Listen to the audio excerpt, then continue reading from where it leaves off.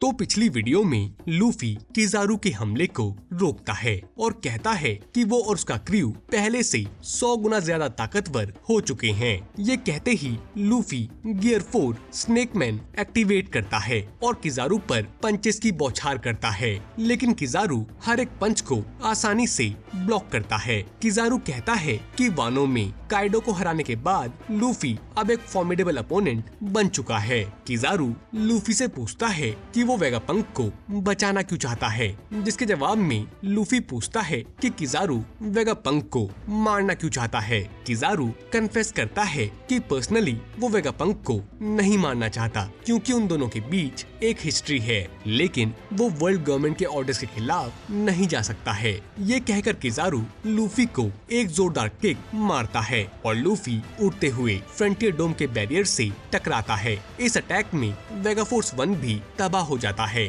और 1000 सनी वेगाफोर्स 1 के हाथों से गिर जाती है। वहीं फ्रैंकी, बोनी और लिलिथ को आने वाले एक्सप्लोजन से दूर भागना पड़ता है। किजारू बोनी को नोटिस करता है और कहता है कि वो कितनी बड़ी हो गई है। साथ ही ये भी पूछता है कि वो वेगापंक को मारने के रास्ते में क्यों आ रही है, जबकि वो तो वेगापंक से नफरत करती है। जिसके जवाब में बोनी कहती है कि उसका टारगेट अब बदल चुका है और वो एक टायर उठाकर किजारू पर हमला करती है। किजारू उस हमले को आसानी से डॉज करता है और कहता है कि वो अपने दोस्तों को और चोट नहीं पहुंचाना चाहता, जिसके बाद वो बोनी को एक किक मारकर गायब हो जाता है। फ्रैंकी जल्दी से ऊसॉप को कांटेक्ट करके उसे वार्न करता है। इसी दौरान वेगापंक, एटलस और एडिसन फ्रंटियर डोम का पासवर्ड क्रैक कर लेते हैं, लेकिन जैसे ही वेगापंक फ्रैंकी से उनके प्लान के बारे में बात करता है, किजारू लैब के अंदर आ जाता है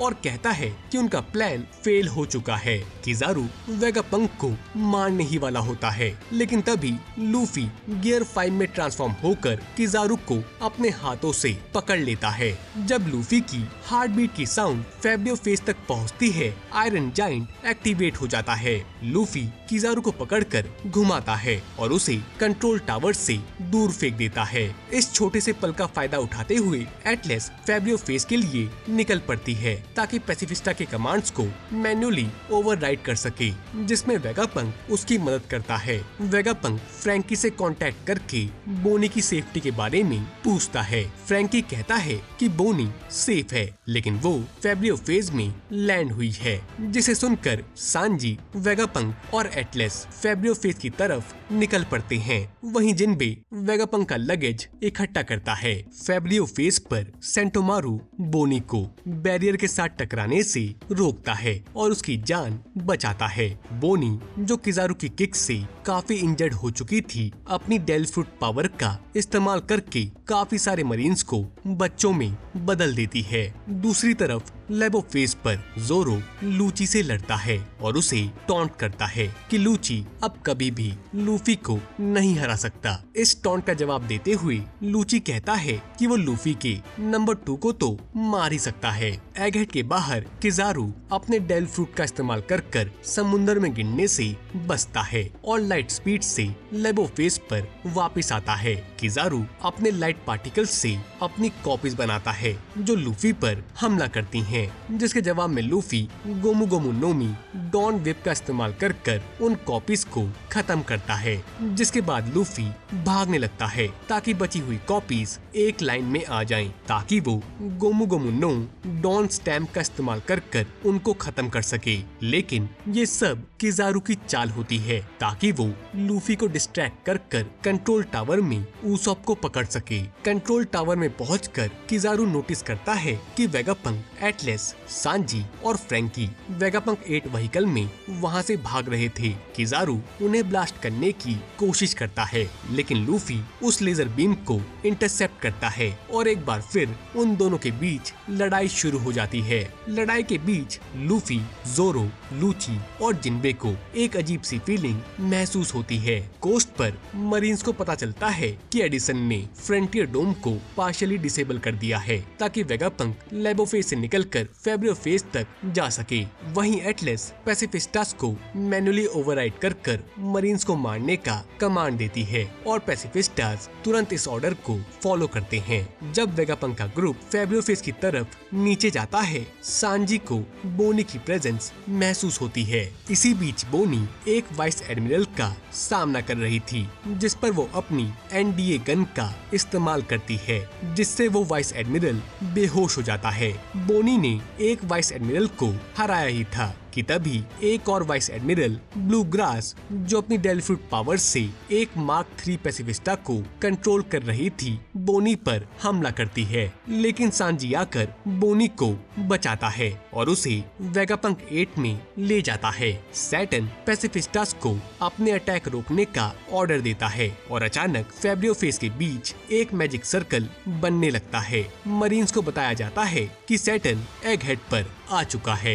ये खबर सुनकर सारे लोअर रैंकिंग ऑफिसर्स को ऑर्डर दिया जाता है कि वो सैटर्न की तरफ सीधा ना देखें। जब सैटर्न मैजिक सर्कल से बाहर आता है तो उसकी अपीयरेंस एक डिमोनिक स्पाइडर हाइब्रिड जैसी होती है। एक मरीन सोल्जर गलती से उसे देख लेता है और नतीजे में सैटर्न अपनी टेलीकिनेटिक पावर से उसका सर उड़ा देता है। सैटर्न के आने की वजह से सांजी का ग्रुप डिस्ट्रैक्ट हो जाता है, जिसका फायदा उठाकर किजारू उनके क्लाउड रोड को डिस्ट्रॉय कर देता है, जिसकी वजह से वेगापंक का ग्रुप नीचे गिर जाता है। इससे पहले कि किजारू और कोई हमला कर पाता, लूफी गोमू गोमू नो स्टार गन का इस्तेमाल कर किजारू के सर पर हमला करता है और उसे नॉकआउट कर देता है। इस हमले के बाद लूफी अपनी नॉर्मल स्टेट में आकर लगभग बेहोश हो जाता है। अनफॉर्चुनेटली अब सबको सैटर्न का सामना करना होगा, जो वेगापंक को पहचान लेता है और अपनी फ्रस्ट्रेशन जाहिर करता है कि वेगापंक अब तक जिंदा कैसे है।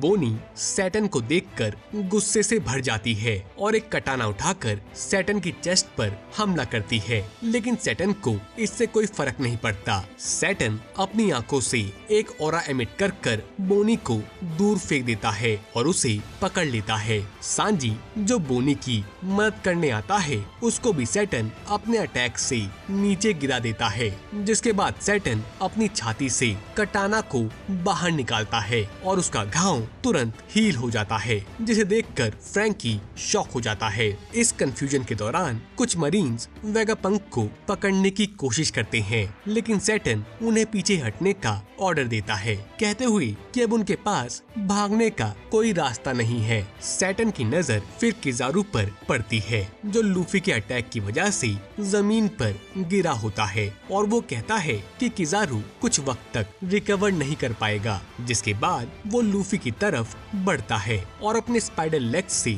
उसे घायल करने की कोशिश करता है, लेकिन फ्रैंकी उसके अटैक को रोकता है और प्राउडली कहता है कि लूफी अब इतनी बड़ी फिगर बन चुका है कि टॉप मोस्ट अथॉरिटी भी उसे इग्नोर नहीं कर सकती है, जिस पर सैटर्न एग्री करता है और कहता है कि लूफी और बोनी का एगहेड पर होना उसके लिए अनएक्सपेक्टेड था। सैटर्न कहता है कि पूरा आइलैंड मरीन से घिरा हुआ है तो भागना बेकार है, लेकिन वो उन्हें भागने की कोशिश करते हुए देखना चाहता है। सैटर्न डॉक्टर वेगापंक से कहता है कि वो उसके बिट्रेयल से डिसअपॉइंटेड है, लेकिन वो उसके सभी कंट्रीब्यूशन का धन्यवाद करता है, जिसके बाद सैटर्न कहता है कि वो उन सबको दर्दनाक तरीके से मरते हुए देखना चाहता है। सैटर्न बोनी पर अपनी पकड़ टाइट करता है, साथ ही अपने मिस्टीरियस ऑरा से सांजी, वेगापंक और फ्रैंकी को जमीन पर दबाए रखता है। ये मिस्टीरियस ऑरा शायद उसकी